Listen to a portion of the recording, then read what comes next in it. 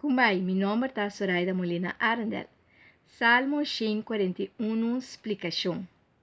O salmo aqui está para pedir a Deus ajudança, proteção e liberação. David não quer envolver su mês com maldade. David está pedindo a Deus para ajudança, para proteção, para proteger de trampa que não atrapa e para quedar sano e salvo, para saúde, para salvo, está fei peligro. David tem consciência bom formar e não que tem nada, pero nada de ver com maldade.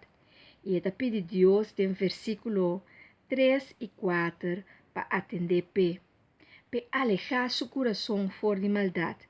E está vigilante para não papia nada, pero nada malo, nem nada com a maldade. David está reza e não está preocupado com isso. Se é como rei, Mr. Haya correção para seu bom.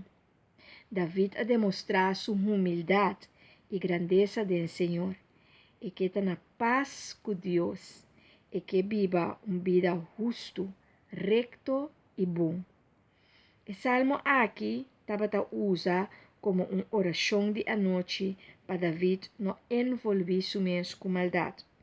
Uma oração para David contestar coisas que estava tendo em seu coração e que estava ponendo diante de Deus para Deus para responder-lhe toda pergunta que estava tendo. Uma oração para proteção de maldade e de malo. Uma oração para correção. Uma oração para estar malo que da leu fora de je. Uma oração para buscar refúgio e segurança cerca de Deus. O salmo aqui está dizendo que ora nos reza, Deus está escutando nos oracionam e está contestar.